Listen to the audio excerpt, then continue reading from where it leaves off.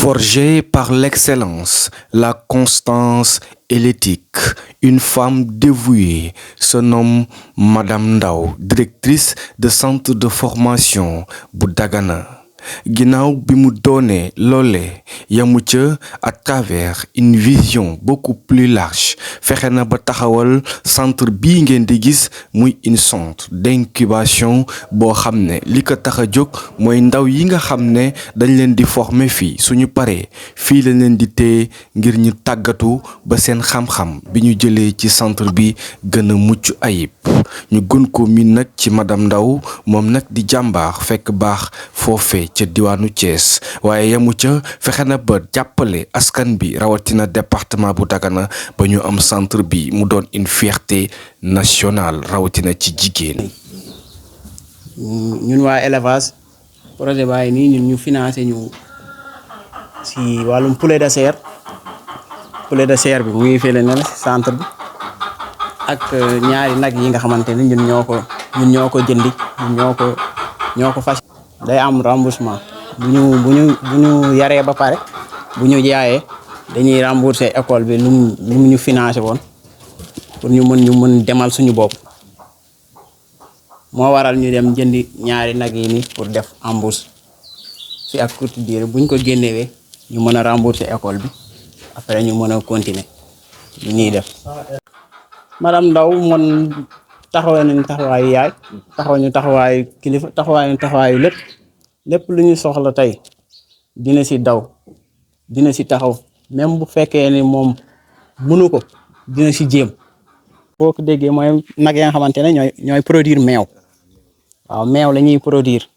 seen doom yaa ngi fee ne après dinañ leen ko won nag yi nag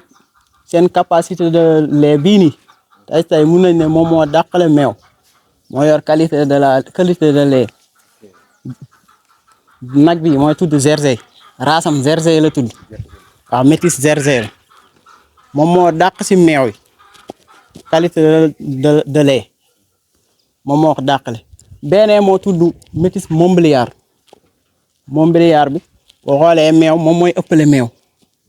moom wàllum ëppale moom mooy ëppale bii nii meew bii meew moo gën a neex mais beneen moom mooy ëppale meew. tey boo xoolee journée bi mun nañu am plus de 12 litres par jour moo tax métis yi nga mën a liggéeyee par rapport ak climat fii ni nga xam dafa sec métis yi nga mën a liggéeyee ba am li nga bëgg ñu xam ñoom daañu résistant tuuti looloo tax ñu choisir race yi nii pour di si liggéey. bi comme ni ko élève bi waxee parce que kii moom ko def formation la ba génn comme ni ñu ko waxee ñoom dañu leen di incuber te école bi dafa am un fonds d'insertion. boo xam ne dañ koy financer xale yi génn pour ñu mën a commencer seen ay activités alors fi ñu jëkk a jaar noonu ñaar nag yooyu école bi moom moo financer xale yi wante nag xale yi dañuy bind ba pare un plan d'affaires en collaboration ak seen formateur suñu paree élèves yi ci boppam ñoo ànd ak formateur bi dem jëndi nag yooyu parce que ñoom dañuy signer contrat parce que suñu paree lépp lu ñu financer woon dañ ko delloowaat ci fonds d'insertion pour ñu mën a financer ñeneen fii ñu nekk nii ne fi ñu taxaw vache laitière yi moom moo fi nekk ñun dañuy rat meew di jaay par jour jaay meew boobu ñu jaay aussi ñun duñ ko jaay keneen ku dul élèves yi génn lañ koy jaay mooy ñi nga xam dañu leen di incuber ñooñu tamit dañoo am seen plan d'affaires ñoom tamit dañu bind def seen expression de besoin li nga xam ne dañ ko soxla yëpp duñ leen jox xaalis ñun ñoo ànd ñoom dem jëndi mais bi aussi dañ leen ko jox litre bi 400 francs ñoom ñu jaayee waat 500 su fekkee dañ ko transformer ñu jaay ko 1000 francs bu fekkee soow la léegi loolu ça le permettra ñu mën ci am dara mooy incuber yi waaw loolu nag commencé nañ ko depuis quelque temps waaw ñoom chaque jour ñoom ñooy rat ñooy alimenter aussi nag yi fi nekk yëpp ñoom ñooy alimenter ñooy nettoyer ñooy def loolu yëpp daal waaw vraiment mu nekk tam vraiment loo xam ne alors dina leen jàppale daal ba nga xam ne ñoom après dañu mën a autonome dem ñeneen tamit daal di mën a ñëw daal def la même chose pour ñu amal seen bopp seen moyen pour dem. ay race lañ ay race saxalien waaw ay saxalien lañu ñu porter ba 3 enfants par ligne. looloo tax gars yi taamu leen pour indi leen fi xamante ne différence ba yeneen bëy yi quoi par rapport ak race bi boo xoolee dafa seer trop ay race lañ race yu boo xoolee fii nii boo xoolee am na race locale am na russe de Maradi am na saxalien dañuy liggéey si lépp daal instant yi nag. ci wàllu volaille centre bi tam def ci ay jéego yu am solo ba tax na tey ñu bàyyi leen ak élève bi tam mu indi ci ay leeral. waaw ay Herminé ñu naan leen Sussex Brahman Herminé Brahman quoi ñoo nekk ni am na benn race locale bu nekk ni boo ñëwee fii nii di fi gis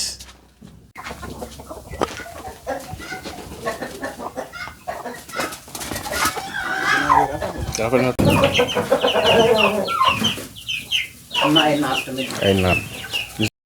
Doté de l'énergie autonome grâce au système solaire centre bi daf ko installé pour mën di am ndox de manière permanente waaye itam loolee mooy tax ñu mën di bay ci noor ak ci nawet même xale yi nga xam ne ñoom ñoo nekk ci école entreprise ñoom tam dañ fiy bénéficier wu ci seen wàllu formation ba tax na tey grâce ak hectares yii ñu dagg fii la ñuy tàggatoo mën fee bay waaye itam ak un financement autonome boo xam ne centre bi moo leen koy jox ngir ñu mën a préparer seeni sortie bay fi jéeri ak pastèque ak nawet bi nii moo tax mais instant bi ñoo ngi école entreprise léegi bu ñu bayee jéeri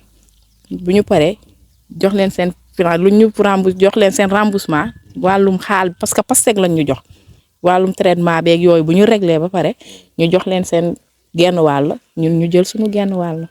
waaw loolu noonu ñu jël bénéfice bi loolu ñoo ngi koy remercier école bi waa CFP de Dagana ak centre madame Ndaw ñoo ngi leen koy remercier waaw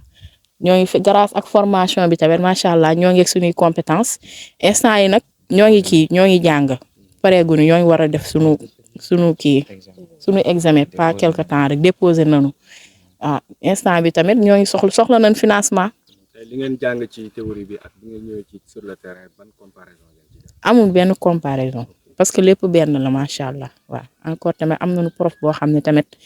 bàyyiwul dara lépp la ñuy kii macha allah fu mu ne nii ñoo ngi ne suñu pastèque bi ñoo ngi ne si pastèque bi macha allah mi ngi dem sax ñoo ngi ñaan yàlla taw gën ñëw rek mu gën a avancé incha allah. Waalo Agri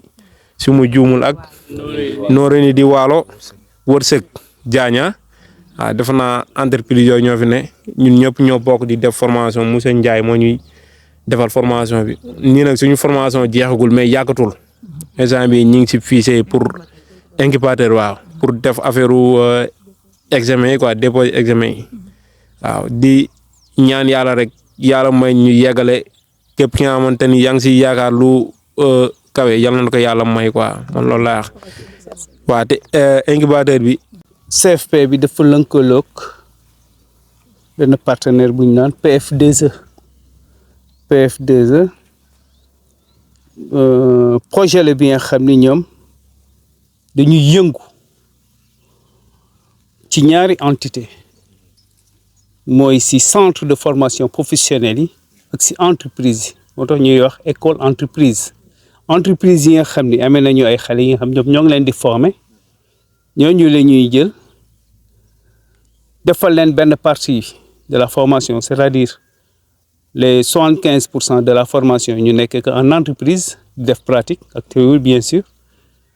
25% yi ou 30 à 25% ñu def ko si établissement mu noonu les centres centre formation professionnelle yi le fait que léegi ci biir centre yooyu aussi si dañuy def pratique dañuy def théorie évidemment que lycée pour théorie lay def mais aussi la pratique aussi dañ ko si def bu baax a baax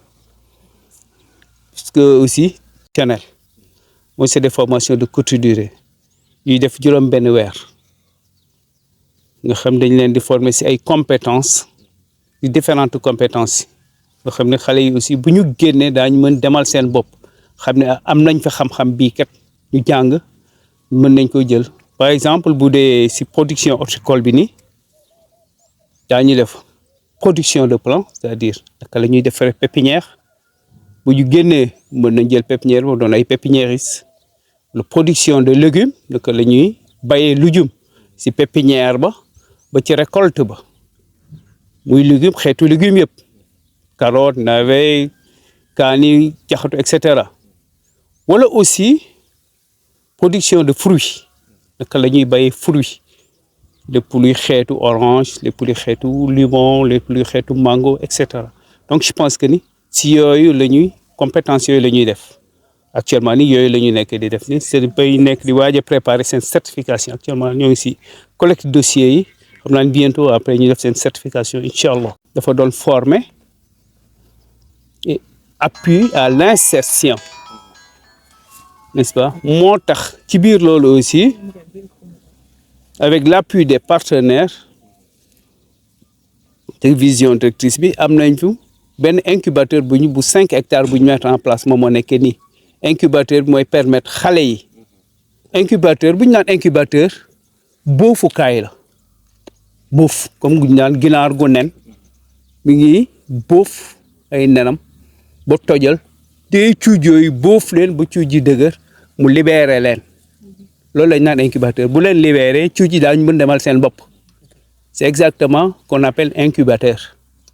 donc dañuy téye xale yi ñu téye leen foofu ba ñu mënal seen bopp ci wàllu technique mais aussi si wàllu finance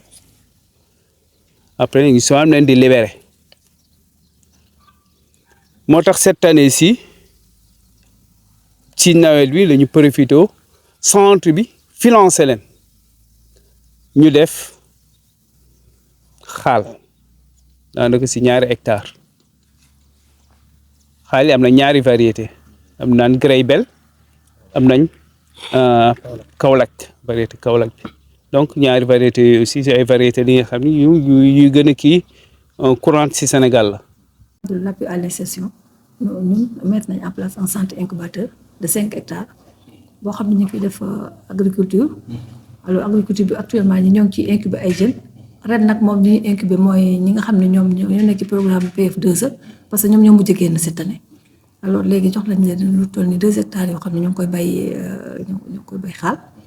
am nañ aussi yeneen partenaires yi nga xam ne yeneen bénéficiaires ñoo xam daaw la ñu génn ñoom ñu ngi def maïs ak gerte waaw léegi aussi ñu ngi appuyer tam élèves yi nga xam ne ñoo mujj génn di def élevage ñoom financé nañ leen ba am nañu seen ay nag encore tamit ñoom tam ñu ngi yëngu ci poulet de chair waaw am na tamit élèves yoo xam ne tamit ñoom dañuy spécialisé wu en agroalimentaire ñooñu soo bi nga xam ne moom la ñu produire fii école bi ñoom rek lay jaay ñu ngi ko jaayee litre bi à 400 francs ñoom ñu jaayee soit buñ pasteurisé pare ñu jox soit à 500 francs ou bien ñu transformé ko def ko les caillés wala beurre wala fromage yokk njëg gi ndax mën ci am dara soo defee dañuy fay école daal di desal ñooñu ñu incubé ñoom ñëpp na ku ci nekk xamal la war ak ñun ndaxte dañoo signé contrat ak ñoom te ñoom tam kenn ku ci nekk da ngay am sa wala kenn ku ne wala groupe bu nekk da ngay am sa plan d'affaires alors plan d'affaires boobu li ci nekk lépp nag moom la ñu jënd jox leen ñun du ñu joxe xaalis mais li nga bind ci plan d'affaires ba intrant yi moom la ñu joxe léegi nag waa élève bi dañuy liggéey ak moom ba mu xam ne temps lañ ko jox wala lu temps su paree nag loolu daf ko delloo bu ko defee ñu mën a financer ñeneen ndax incubation bi ñoo ngi commencé depuis 2022 waaw boobu ba tey nag mi ngi continuer ñoo ngi sant yàlla bu baax te ñaan nañ yàlla mu gën a yaatu suñu amaatul benn espace feneen sax mën ko jëlaat ndax mu gën a yaatu ndax kenn ku ne mën ci gis sa bopp parce que on s'est rendu compte que ñu bëree bëri bu ñu amee seen projet parfois dañuy koy ficelé ba baax bëgg installé wu mais souvent ils rencontrent des difficultés parce que amuñu formation en incubation parce que ku dégg incubation c'est pour former des jeunes yi nga xam ne dañoo bëgg suñu paree ñu mën a créer seen entreprise bopp ñu mën a liggéey dans l'auto-emploi loolu daal moo waral santé incubateur bi am ñu sant yàlla baax na di sant les partenaires yi ci jàpp ndax liñ naan en fait ci bu neexee nday jëm moo jàpp ci mbagg yi waaw di remercier waa Luxder bu baax a baax vraiment ñoom nga xam ne dañ ci jàpp seen loxo bu du woon a ñoom vraiment ñu duñ mën a egsi fii waa GIZ aussi tamit jàpp nañ ci waa CSS tam jàpp nañ fi nag xam nga sànq wun naa leen fee ay aliments de bétail yoo xam ne vraiment ñoo ko jël ci seen oto di ñu indil ba fii jàpp nañ ci bu baax a baax ñoo remercier aussi waa LDB parce que am nañu fekk ñoom ay convention boo xam ne formé nañ fi tamit en incubation 144 jeunes filles vraiment di leen remercier vraiment les services techniques parce que boo jëlee lu mel ni SAED jël lu mel ni SDDR service élevage ISEP bu Richard-Toll ñun ñëpp jàpp nañ ci projet yi ñoon bind ñun chaque fois suñu bindee projet pour lañu ko déposer souvent dañuy woo les techniciens aussi ñu dugg ci wax ci seen xalaat kon léegi ñun projet yi ñu def pour ñëpp la c'est pour tout le département te Dagana ñëpp ci dugal seen loxo ñëpp ci bokk remercier ñëpp wax dëgg yàlla ndax ñëpp ci jàpp waaw je vous remercie. conférence la salle bi bokk na ci li nga xam ne lañ jëkk tabax parce que bâtiment bi lañ jëkk tabax boole ko ak clôture bi li moom 3FPT moo ko financé woon en 2020 waaye moom lañ jëkk tabax ci centre incubateur bi salle bi nag bokk na ci li ñu jëkk tabax en 2020 waaw bii moom 3FPT moo ñu ko financé woon moom ak clôture bi ku ne xam na ne clôture 5 hectares en dur moom vraiment dafa am valeur ak salle bi ñu tabax te encore dafa taqaloo ak yow moom lañ njëkk a defar daal. ñu remercier bu baax waaw. waaw léegi nag ñun li ñu bëggoon fii xam naa ne ñaan nañ yàlla mu ñëw waaw mooy ñu def fii ay dortoir parce que gis nga lu ci mel ni waa ENEA fi ne actuellement ni ñu nañ stage fii pour 2 mois mais hébergement mooy indi problème am na ay ñeneen ñu bëgg a ñëw fii ci incubation bi soit def fi stage wala nga ñëw fii en immersion wala ay yu mel noonu mais logement bi souvent mooy doon difficulté waaw suñu demoon nag ba am te fii itam dafa sori ak dëkk bi bu ñu fi amoon ay dortoir rek vraiment dina régler ay yu bari bari encore te bëgg nañ fi def tamit benn mini forage parce que ndox mi ñu fi am doyul on a 3 mini forage mais on s'est rendu compte que ndox mi dafa am ay période ci année bi day xaw a saf xorom parfois tamit day gaaw a jeex mais suñu amoon nag vraiment benn forage carrément vraiment kon dinañ mën a bay noor ak nawet ndax pour le moment bay bi lu ci ëpp nawet bi lañ koy mën a def parce que ndox mi moom moo dafa xaw a compliqué daal loolu daal moo nekkoon suñu perspective waaw bu ko defee ñu ngi tàllal loxo tous les partenaires bi ñu ci mën a jàpp pour ñu mën a vraiment atteindre suñu objectif. Je suis élève ingénieur à l'École supérieure d'économie appliquée, anciennement connue sous le nom de ENEA, École nationale d'économie appliquée. Nous sommes là dans le cadre d'un stage pré-pro. Donc nous sommes à notre 3e année de formation. Donc ce stage entre dans le cadre de aller découvrir le milieu professionnel et essayer un peu de voir ce qui se fait pour être un peu plus tard opérationnel lorsque nous serons à la fin de notre formation. ngi tudd Maguette Ndaw étudiante la bu nekk école bi ñuy wax école supérieure d'économie appliquée bi nekk Dakar ren nag dañ fay ñëw fii ci centre de formation professionnelle bi pour di fi def stage bi dafay consister juste à lépp liñ jàng classe ñu mën koo pratiquer sur le terrain. léegi nag suñuy prof ñoo fi ñëw par chance ñu tasanteeg directrice bi mu présenter leen li muy def présenter leen centre incubateur présenter leen centre de formation jot leen wax moom ci lan lay yëngu. prof daal ni lii de mën nañoo woo suñuy élèves ñu ñëw ndax am na matière bu fi nekk bu ñu mënee def stage loolu moo ñu fi indi ñun ñett pour ñu ñëw pratiquer ce qu'on a appris. léegi nag suñu stage boobu dinañ am ay documents yu ñuy bàyyi pour centre de formation bi comme centre incubateur bi jot nañ ko wax sànq dinañ fi bàyyi benn plan stratégique de développement dinañ fi bàyyi tableau de bord dinañ fi bàyyi manuel de procédure dinañ fi bàyyi aussi business plan dinañ fi bàyyi étude de marché aussi donc loolu yëpp bu ñu ko tënkee day nekk ay outils yoo xamante ne centre bi comme centre incubateur dina ko mën a jëfandikoo pour xam moom fan lay teg tànkam ci at yi di ñëw ba mën a développer wu comme ni mu ko bëggee donc loolu moo ñu fi taxoon ñëw. nekk école supérieure d'économie appliquée ENEA ci département planification économique et gestion des organisations comme ñi ma ànd ni ñu ko waxee dañu fay ñëw pour def benn stage de 2 mois. si te stage bi nañ def plan stratégique léegi plan stratégique boobu noonu si biir dañuy def diagnostic bi day nekk diagnostic incubateur bi comme centre bi donc pour def loolu danañ dugg si dëkk di si biir centre bi ñi nekk foofu yëpp pour mën a enquête leen pour mën a am rapport boo xamante ne c'est fiable de même que fii nii si incubateur bi aussi on va faire la même chose. Du centre incubateur. Voilà, cette salle informatique, en tout cas, nous l'avons mis en place pour élaborer les plans d'affaires. Alors, des élèves qui ont terminé la formation, et comme nous le savons, le centre incubateur appuie les jeunes dans leur emploi. Alors, mais pour la formation initiale en informatique, c'est dans l'autre site. Donc, cette salle-là, c'est uniquement pour les incuber. Merci. Mala Makhtar Ndaw ñu nuy incubé fii ci salle incubation fii dañu financé ñuy liggéey def transformation lait caillé et lait yaourt instant yi matériel yëpp mu ngi nii les matériels tous les matériels sont en place ñu ngi démarré liggéey bi pour l'instant nii ñu ngi def lait caillé amul benn matériel bi ñu manqué matériel yëpp wax dëgg yàlla ñu ngi nii à côté quoi vraiment am nañu contentement trop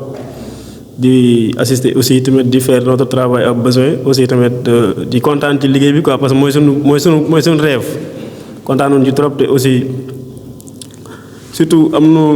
surtout ñun travail bi ñu def travail collectif ni ñu def aussi amul kenn koo xamante ni aussi yaa ngi métti liggéey bi man dama gis ne ñëpp a yam niveau te aussi kenn ku nekk jàppee nga sa morom sa bopp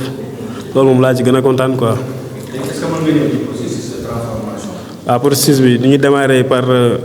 nettoyer, désinfecter et laver, désinfecter et filtrer.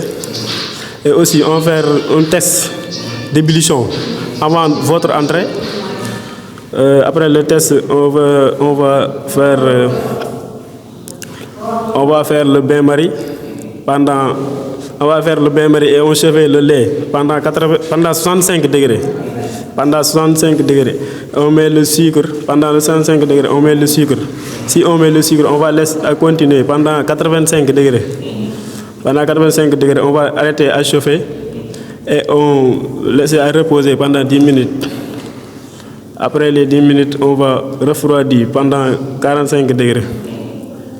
Et après le refroidissement, on va mettre le ferment thermophile. Après le thermophile, on va conditionner les bocaux. On va conditionner les bocaux et on va laisser incuber. Après, pendant 4 heures de temps. Ah, c'est ça notre travail. bi ñu jógee foofee ca centre d'incubation ba nag ñu ngi ñëw fii nag nga xam ne moom mooy ci CFP bu Dagana ku gis niñ ko yeesalee gis fi mu toll tey ci wàllu résultat waaye itam ci wàllu taar ak ci wàllu environnement ak ci wàllu cadre de vie moom la directrice madame Ndaw am na ci taxawaay lool grâce à ses partenaires waaye itam ak une vision très claire boo xam ne dafa lamboo ak esprit de patriotisme lépp loo xam ne rek laaj na ko da ciy def te du ci xaar kenn ñu déglu ko ci ay kàddu cant ak ngërëm. ak nag les partenaires yi nga xam ne ñoo ci jàpp tey li ñu mën ko remercions en premier lieu le programme du SUDEF nga xam ne vraiment moo ñu appuyé ba ñu mën a am le centre incubateur jàppale ñu aussi ba ñu am centre bi ñu nekk nii. waaw activités yu bari ak dans les PFI les formations vraiment de courte durée léegi nga ak les bons de formation yëpp ñoom ñoo ñuy jàppale di remercier aussi waa 3FPT nga xam ni lépp si ñoom lay jaar aussi. voilà di remercier aussi li ma war a jiital mooy le ministère de la formation professionnelle et technique voilà ci encadrement bi ak vraiment seen orientation yoo xam ne moo ñu permettre ñu mën a góorgóorlu alors de réaliser vraiment suñu ay objectifs yi nga xam ne moom la ñu am. Voilà, de remercier aussi la mairie qui nous a octroyé les 5 hectares pour nous centre incubateur. De remercier aussi toutes nos autorités qui sont au niveau de la localité. Alors, di gërëm l'IEF de Dagana, di ko commencé ci IFC, alors ak Soufimar ak IFCN bi fi nekk ni di gërëm tam vraiment le préfet du département de Dagana. waaw te vraiment parce que ñu gis nañu ni ñu aare ak ni ñuy accompagner lii yëpp vraiment rek na ci bët parce que nit boo bëggee mu sawar ci liggéeyam aussi. dafay sentir ne autorité bi nga koy jàppale daal parce que loolu tamit vraiment daf lay encouragé loolu def mu ñëw félicité la encouragé la pour nga mën a dem ci kanam daal. waaw di remercier aussi le ministre ñëw bi fi ñëw visiter fii ci centre bi di remercier partenaires yi ci jàppee parce que partenaires yi ñoom ñoo tax vraiment ñu mën a réaliser lii yëpp. di remercier aussi waa PF2E di remercier aussi waa GIZ waaw di remercier aussi waa FPEC di remercier partenaires yi nga xam ne yëpp daal mos nañu jàppale de près ou de loin moo tax ñu mën a réaliser lii di remercier tamit. sama ñi nga xam ñoo ma jàppale directement c'est l'administration du centre ñi nga xam ne guddi bëccëg ñoo fi nekk alors c'est une administration qui nous connaît les dimanches ni les jours fériés alors loo xam ñu naaj na xam ñu guddi na tout le temps nous sommes ensemble on travaille jusqu'à des heures très tardives alors nga xam ne ñun ce qui nous intéresse c'est l'atteinte des objectifs vraiment et nous avons en tout cas des résultats qui sont là qui sont observables qui sont visibles. Bon, l'incubation nag comme ni nga ko gisee noonu on a commencé depuis 2022 alors jusqu'à présent ñoo ngi ci amaguñ nag manuel de procédure mais ñun ñoo ngi góorgóorlu c'est nan la ñu mën a def pour jàppale xale yi ñu fi génn mën a autonome parce que on s'est rendu compte que xale yi ñu bari dañu am financement pour faire l'auto-emploi mais on s'est rendu compte que ñu bari dañu échoué parce que def nañu formation technique ba mu egg mais comment créer comment gérer une entreprise moom mooy xaw a doy waar parce que en général fii ci école bi théorie lañu fi daan jëlee kon nag léegi ñun bu ñu créé centre incubateur bi c'est l'occasion moom pour ñu mën def sérieusement la pratique par rapport à l'auto-emploi kon gis nañu ñi fi génne vraiment am na si ñoo xam ne ni installé nañu créé nañ seen entreprise te gis nañu ñu ngi dox daal waaw kon vraiment ñun ñoo ngi sant yàlla bu baax te dañu ñaan yàlla centre incubateur bi gën a avancé ñu mën ci dool yeneen infrastructure parce que gis nañu nit ñi bëgg nañ ko waaw personnel bi yëpp ñoo ngi si jàpp parce que ñi ñuy incubé moo ñu def formation bu génn te formation bu dëgër woon du ñu mën a incubé les formateurs techniques accompagnent les sorties aussi au niveau de l'incubateur parce que gis nga yàlla prof d'horticulture moo tey fa nga ko fekk yàlla prof d'agroalimentaire fekk dañ ko fa waaw le prof de élevage moo tam mi ngi si parce que chaque fois même bi ñu bind les plans d'action les élèves sont accompagnés par les formateurs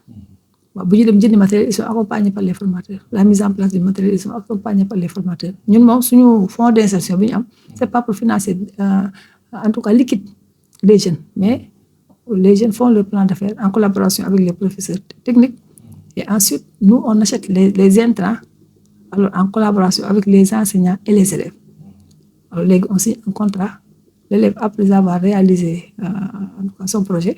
maintenant dafay def un remboursement pour qu'on puisse financer d'autres qui vont venir am na ñu fi jaaroon 2022 am na ñu fi jaaroon 2023 am na fi jaar 2024 ba ren jii am na ñoo xam ne ñu fi jaar ñoo ngi sant yàlla nag am na ñu inséré daal sant yàlla bu baax voilà.